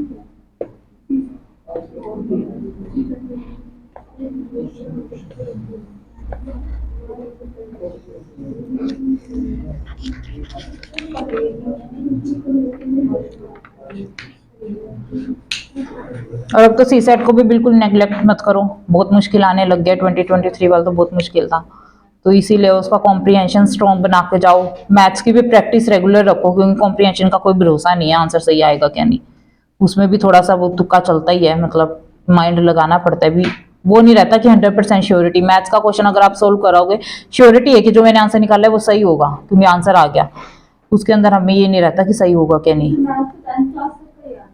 आता नहीं है, इन्होंने लिखा है बस उसके अंदर। कौन से लेवल में आता है चलो? अब इस बार तो ऐसे करते कैट में जो आता है एकदम वो दे दिया इन्होंने, काफी मुश्किल कह रहे थे, आईआईटी वाले भी कह रहे थे कि हमारे से ही नहीं हुआ मैथ्स, पता नहीं क्या था। तो इस बार तो काफी डिफिकल्ट था, पता नहीं आगे होगा क्या नहीं, क्योंकि इस बार तो केस भी चल गया था सुप्रीम कोर्ट में कि हाँ ये बहुत ज्यादा डिफिकल्ट कर दिया इन्होंने। तो लेकिन बस वही ये रीजनिंग स्ट्रॉन्ग करके जाओ, टॉपिक्स उठा लो ना, जैसे क्लॉक वाला क्वेश्चन है, क्लॉक वाला टॉपिक अच्छे से प्रिपेयर कर लो, उस पे जो क्वेश्चन आएंगे मैं कर लूंगी, कैलेंडर पे कर लो, ऐसे ऐसे टॉपिक्स उठा के कर लो कि हाँ इन क्वेश्चन आते हैं तो ये वाले टॉपिक्स बैक करके चल जाते हैं। ब्लड रिलेशन वाले भी आते हैं। हाँ ब्लड रिलेशन, उसको अगर आप करके जाओगे तो सही हो जाएगा एग्जाम में, उसके साथ इतना कोई कर ही नहीं सकते, मुश्किल बना ही नहीं सकते, जो है तो वो हो जाते हैं क्वेश्चन। डायरेक्शन वाले भी। हाँ डायरेक्शन वाला भी सही हो जाता है। सी सेट का भी प्रैक्टिस के अंदर यही है, फटाफट इसमें ना टाइम बहुत कम मिलता है। सी सेट में 2 घंटे, मतलब जीएस का 2 घंटे में हो जाता है, सी सेट का 2 घंटे में होता नहीं है, सबसे मेजर इशू यही आता है। तो इसके अंदर आपको दिल पे नहीं लेना कोई भी क्वेश्चन को, हाँ कि मैं तो मैथ्स का वो हूँ, मेरे को तो अच्छे से आता है, मैं तो करके ही छोड़ूंगा, ऐसे नहीं करना है। जहां पे एक दिल पे लेगे ना क्वेश्चन को, बस वो गए, जो नहीं आ रहा छोड़ो, नहीं आ रहा छोड़ो, ऐसे से अलग करना है। एक बार ट्राई करके देख लो, अगर लग रहा है कि हाँ ये हो जाएगा तो थोड़ा टाइम दे दो, नहीं हो रहा तो फिर उसको बिल्कुल स्किप कर दो, नहीं हो रहा तो नहीं हो रहा, आगे भी नहीं होगा। फटाफट पहले इस क्वेश्चन पेपर उठाया, उसमें से फटाफट रीजनिंग के क्वेश्चन उठा के कर लिए जितने भी दिख रहे हैं, कैलेंडर का दिख रहा है, ये ब्लड रिलेशन दिख रहा है, डायरेक्शन दिख रही है, वो कर लिए।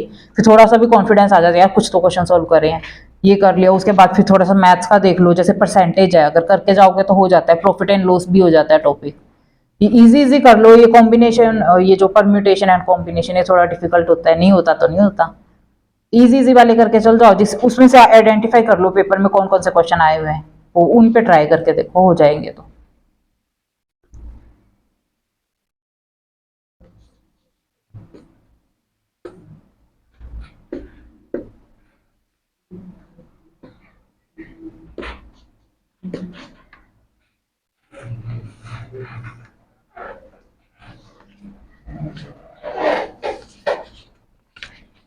अभी देखो एथिक्स का मैंने क्या कर रखा, तो एक एक जो जो स्टेटमेंट इस पे दे रखा है ना, वर्ड्स मेंशन है, उसके ऊपर नोट्स बनाने, एक एक वर्ड के ऊपर।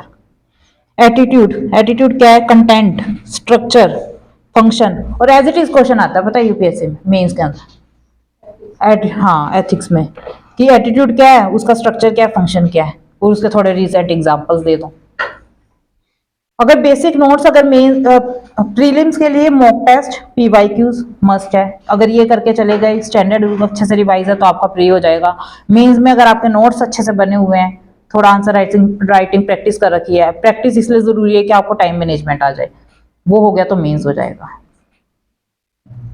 पहले वही है कि बिना डिमांड, इस पेपर के बिना डिमांड समझे अगर हम तैयारी करने लग जाते हैं ना तो खो ही जाओगे बीच में, खुद को ही नहीं समझ आएगा कहाँ से शुरू किया था कहाँ खत्म हो गया। ये इतना सिलेबस है, कुछ भी पढ़ने बैठ जाओ, जितनी मर्जी डिटेल में पढ़ लो, लोगों ने पीएचडी कर रखी है एक एक सब्जेक्ट में, जितना मर्जी कंटेंट पढ़ लो, लेकिन जब तक डिमांड समझ नहीं आती इस पेपर की फिर वो दिक्कत हो जाती है।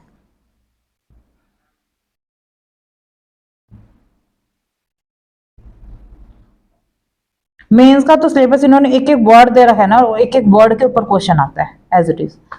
जितना अगर आपके एक वर्ड के ऊपर नोट्स बने हुए हैं ना, तो आप पेपर में सोचने की जरूरत नहीं है, वही same notes as it is लिखाना, तो थोड़ा बहुत मोल्ड तो थोड़ा दिमाग तो यूज करना पड़ेगा, ऐसा तो नहीं है बच्चों का, तो थोड़ा बहुत यूज करके भी इधर उधर कर दोगे ना तो वो पेपर में आंसर लिख सकते हो। मेंस के लिए मैं कहती हूँ नोट्स की ज्यादा इंपॉर्टेंस है, प्री के लिए इतनी नोट्स की नहीं है, थोड़ा बहुत स्पेसिफिक पॉइंट आप मेंशन कर लो, याद करने हैं, वो याद करने वाली चीज तो है, लेकिन मेंस में बिना नोट्स के पॉसिबल नहीं है कि क्लियर हो जाए, और नोट्स भी बिल्कुल स्पेसिफिक हो, और वो एकदम एंड में बनाना जब एकदम आपको लगे हाँ लक्ष्मीकांत मेरी अब तो हो गई, अच्छे से रिवाइज हो गई, फिर उसके बाद चल जाना है नोट्स बनाने के लिए। न्यूज़पेपर से नोट्स अगर बनाते हैं तो उसमें सिर्फ फैक्ट्स लिखना रहता है या सारे नोट्स बन सकते हैं, या कुछ कुछ कम? न्यूज़पेपर से फैक्ट अगर याद करने हैं तो थोड़ा बहुत फैक्चुअल डाटा याद कर लो कि जीडीपी ग्रोथ इंडिया की कितनी चल रही है, फिजिकल डेफिशिएट पे कोई आया है तो वो याद कर लो या लिख लो, थोड़े नोट्स बना लो। ऐसे नोट्स बनाने लगे ना तो कोई लिमिट ही नहीं है नोट्स बनाने की। उसका सबसे सही है कि कोचिंग इंस्टीट्यूट जब मैगजीन्स प्रोवाइड कर रहे हैं करंट अफेयर की, हम क्यों माथा मारे, उन्होंने अपना मेहनत कर रहे हैं वो इतना, तो बस ठीक है उन्हीं की पढ़ लो बुक्स, सही है, वो एकदम स्ट्रक्चर्ड वे में भी देते हैं कि ये टॉपिक है, ये न्यूज़ में आया था, क्यों न्यूज़ में आया था, ये इसके क्या वे पॉजिटिव है, क्या नेगेटिव है, क्या वे फॉरवर्ड है। बस यही सेम हमें आंसर में लिख के आना है। जब सारा कंटेंट हमें बना बनाया मिल रहा है तो हम क्यों बनाएं खुद ही। तो डेली न्यूज़पेपर पढ़ो तभी करंट अफेयर मैगजीन पढ़ी जाएगी। आप यूँ सोचो ना मंथली मैगजीन पढ़ लूंगा एंड में, स्टार्टिंग में करंट अफेयर नहीं, वो न्यूज़पेपर नहीं पढ़ते, इंटरेस्ट ही नहीं आएगा, पता ही नहीं चलेगा महीने में हुआ क्या था, करंट अफेयर मैगजीन में क्या आया हुआ, कुछ पता ही नहीं होगा। अगर आपने न्यूज़पेपर पढ़ा है ना तो करंट अफेयर मैगजीन पढ़ोगे सारा रिकॉल होने लग जाएगा, यार ये चीज़ तो मैं न्यूज़पेपर में पढ़ी थी और ये देखो इन्होंने करंट अफेयर मैगजीन में डाली हुई है।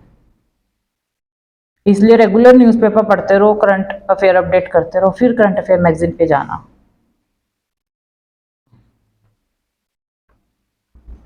कितने फ्री प्लेटफॉर्म्स भी है, एक इनसाइट आईएएस है ना, वो डेली करंट अफेयर डालता है, मतलब पूरे पॉइंट वाइज डाल डाल के, उसका डेली आपने न्यूज़पेपर पढ़ लिया, आधे घंटा में आपका वो हो जाएगा, वो कंटेंट उसका पढ़ लो, ठीक है। करंट अफेयर याद, मतलब याद नहीं करना है, बट डेली पढ़ते भी रहोगे ना, करंट अफेयर रिपीट ही होते हैं मोस्टली।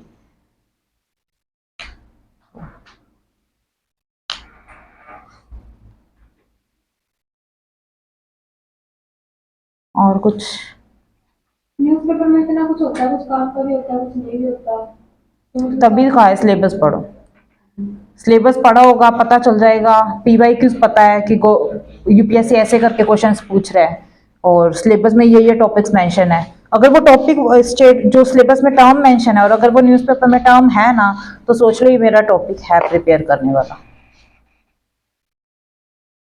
इसीलिए जितना जल्दी आपको सिलेबस याद हो जाता है कि हाँ एक्चुअल में क्या लिख रखा है यूपीएससी ने, फिर आप न्यूज़पेपर उसी तरीके से पढ़ोगे ना तो बहुत ईजी हो जाएगा पढ़ना भी। और मेंस के लिए मैं कहूँगी अगर आंसर राइटिंग प्रैक्टिस में थोड़ा सा भी इशू आ रहा है ना, टॉपर्स की आंसर कॉपी देखो, इतनी हेल्प मिलेगी, इतनी हेल्प मिलेगी ना, एकदम मतलब स्ट्रक्चर्ड वे में आ जाएगा कि आंसर एक्चुअल में लिखना कैसे है, हम अपना क्या लिख रहे हैं और वो क्या चाहता है। टॉपर्स वो तभी बने हैं ना जब उनका सही लगा यूपीएससी को लिखने का तरीका।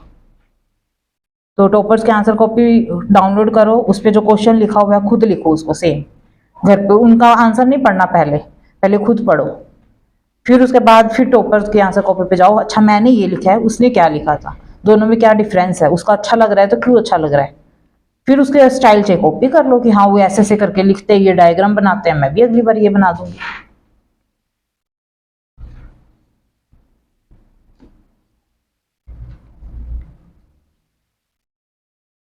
और तो देखो आपको कोई क्वेश्चन है तो बताओ।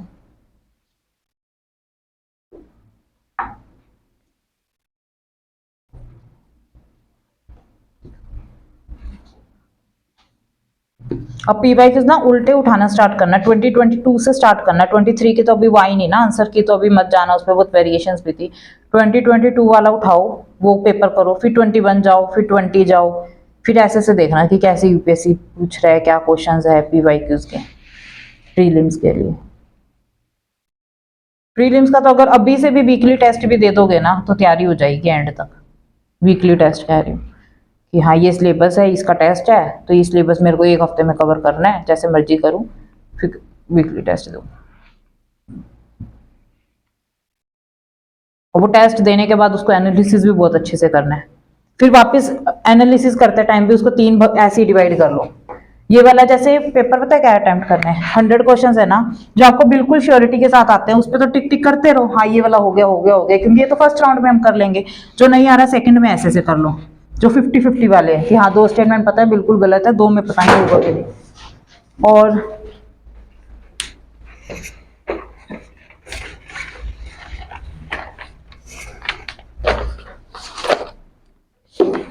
और जो इसकी स्किप वाले हैं वो पता है मैं करूंगी ये नहीं करूंगी, एंड में उसमें चाहे एक बार स्टार्टिंग में ऐसे करके क्वेश्चन पे कांटा मार लो।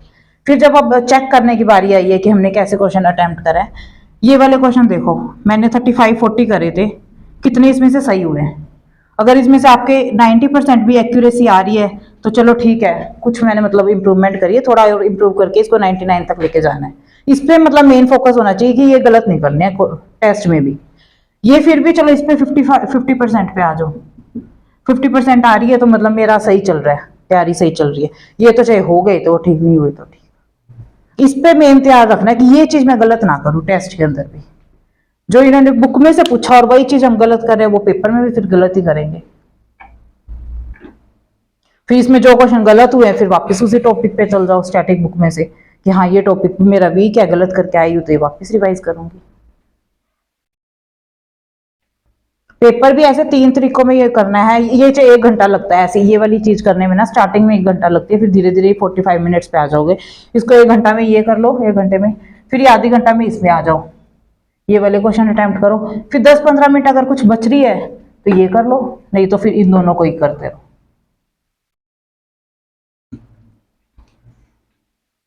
अटेम्प्ट करने का भी एक तरीका है, उसको एनालिसिस करने का भी एक तरीका है, तो ये दोनों अगर आप करोगे 2 घंटे का पेपर दोगे, इसमें 3 घंटे लग जाते हैं अगर आंसर्स भी आप चेक करने लगे, टॉपिक रिवाइज करोगे तो 5 घंटे तो आपके ऐसे ही जा रहे हैं। देखो एक दिन में अगर आप टेस्ट देते हो तो फिर 2 घंटे न्यूज़पेपर, 5-6-7-8 घंटे तो ऐसे ही जा रहे हैं। मैं कह रही हूँ एवरेज ना 8-9 आवर्स अपना पे आ जाएगा स्टडी का।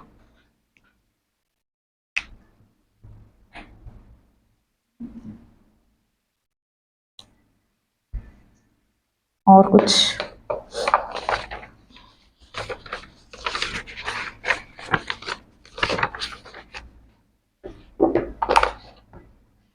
कुछ भी मन में है तो पूछ सकते हो, चाहे कोई सिली सा डाउट हो।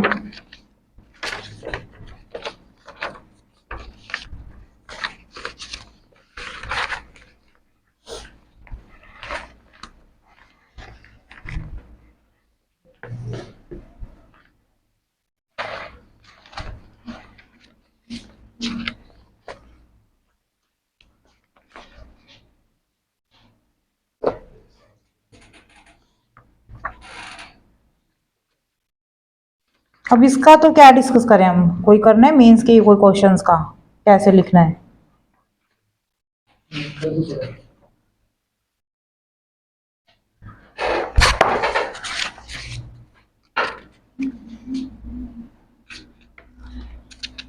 सर मिक्स ही है क्या कोई, या सब्जेक्ट वाइज है? मिक्स है। अच्छा। जीएस है।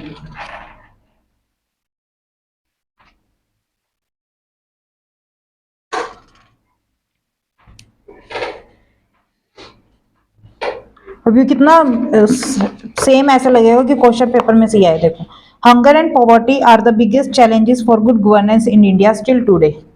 हंगर एंड पॉवर्टी पे अगर नोट्स प्रिपेयर है, हमें पता है हंगर एंड पॉवर्टी की डेफिनेशन क्या है, ठीक है, इसमें हम डेफिनेशन लिख सकते हैं, पहले हंगर एंड पॉवर्टी का बारे में कुछ लिख दो, फिर evaluate how far successive government have progressed. इसके अंदर मतलब क्या लिखना है, गवर्नमेंट ने क्या क्या प्रोग्रेस अभी तक की है, इनिशिएटिव्स ऑफ गवर्नमेंट मैंने कहा ये नोट्स के अंदर ये लिखने हैं आपको। In dealing with this humongous problem suggest measure for improvement. Third part क्या हो गया, आपको मेजर करने हैं इंप्रूवमेंट के लिए हम क्या क्या और कर सकते हैं, वो वे फॉरवर्ड हो गया। सारा नोट्स में से आप एज इट इज ये क्वेश्चन अटेम्प्ट कर सकते हो।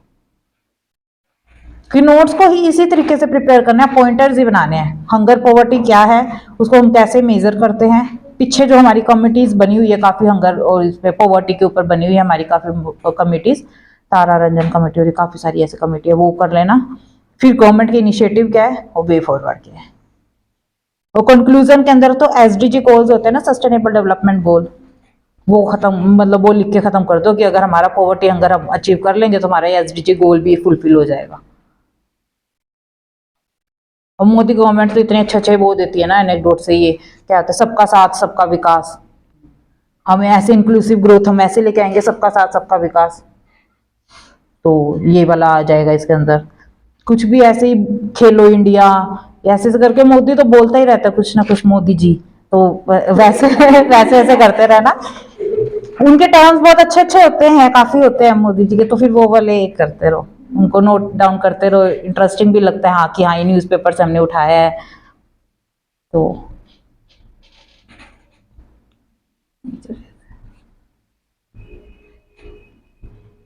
जो मेंस के लिए नोट्स बनाए वो बार बार रिवाइज करना पड़ता है। हाँ, कंटेंट जितना आपको याद होगा कंसाइज तरीके में ना, उतना इजीली होगा कि आप क्वेश्चन अटेम्प्ट कर सकोगे। जैसे आप डेली प्रैक्टिस करते हैं, चैप्टर में जैसे एक चैप्टर पढ़ते हैं, इतने पेज पढ़ते हैं, और साथ साथ मेंस का टॉपिक तैयार करते हो। हाँ, आराम से चलेगा ये। आप मतलब मेंस का अगर आप रेगुलर भी कर रहे हो ना तो 3-4 महीने में आप सिलेबस के ऊपर थोड़े थोड़े नोट्स आपके तैयार हो जाएंगे, डेली डेली भी एक एक टॉपिक उठा के कर रहे हो तो।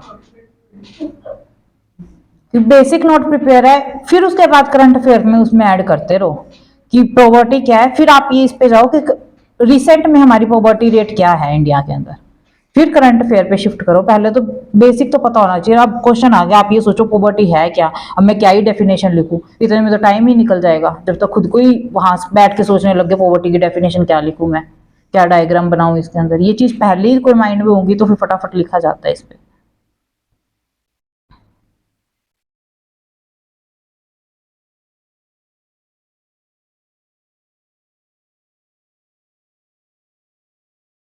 और कुछ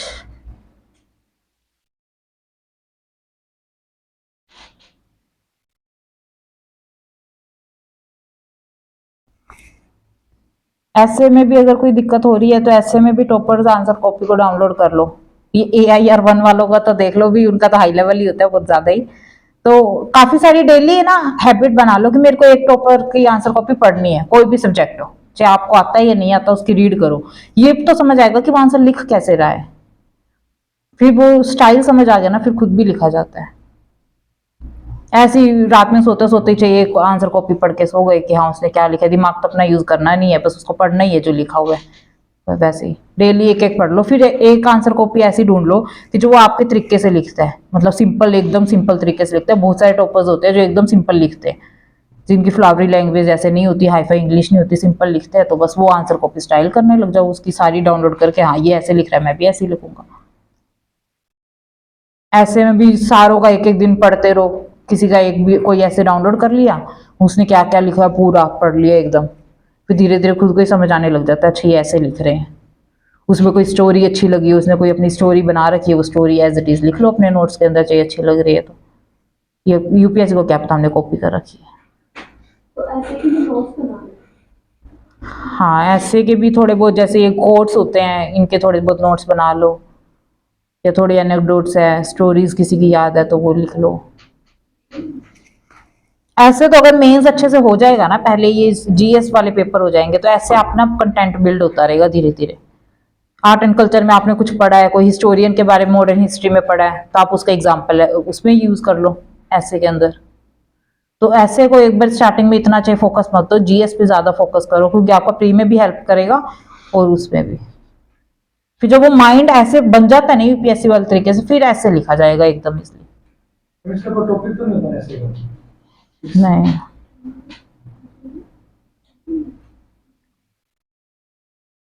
इंटरव्यू में लैंग्वेज का ऑप्शन होता है। हाँ, मतलब उसमें तो इतनी फ्रीडम दे रखी है कि अगर आपने मेंस इंग्लिश में दिया है तो आप इंटरव्यू हिंदी में दे सकते हो।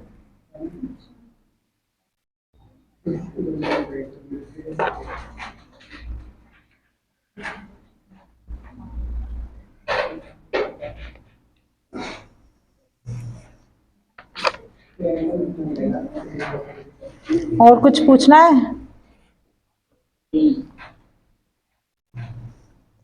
हम अगर मान लो जो इंग्लिश मीडियम से पेपर दे के आया है वो हिंदी में इंटरव्यू दे रहा है, और एक सेम मतलब स्टूडेंट इंग्लिश में पेपर दे के आया और इंग्लिश में दे रहा है इंटरव्यू, प्रायोरिटी तो फिर उनकी इंग्लिश वाली की रहेगी ना? नहीं ऐसा कुछ नहीं होता है, अब वो एक्चुअल तो मुझे भी नहीं पता है, लेकिन ऐसा सुनने में आता है, मतलब बताते हैं कि ऐसा कुछ नहीं होता। वो वहां जाके ही आपको ना इतना, मतलब मैंने खुद ने भी इंटरव्यू दिया नहीं है, मुझे खुद का नहीं पता, लेकिन जितना सुना है वो यही बोलते हैं कि वहां जाके वो खुद बोल देते हैं कि जिस लैंग्वेज में आप कंफर्टेबल हो उसमें हमारे से बात कर लो। हाँ,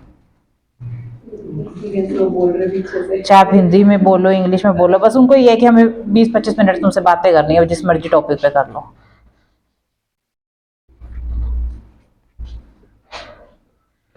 तब तो प्री के लिए काफी कम टाइम ही है, सारे इसी बार दोगे या नेक्स्ट दोगे? नेक्स्ट। जिसका 6 अटेम्प्ट नहीं देने का मन कर रहा तो दे आओ इस बार जाके, क्या कर रहे हैं, थोड़ा पता तो चलेगा ना।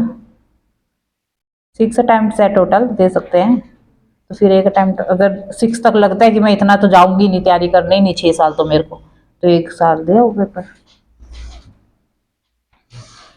जैसे अभी स्टार्ट किया है तो देना चाहिए ही है, बच्चे की देना चाहिए।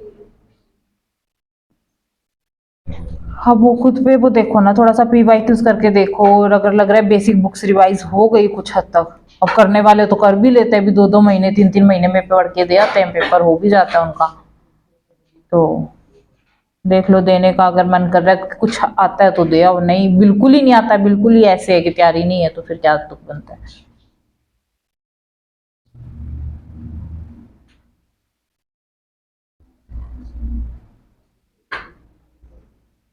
और कुछ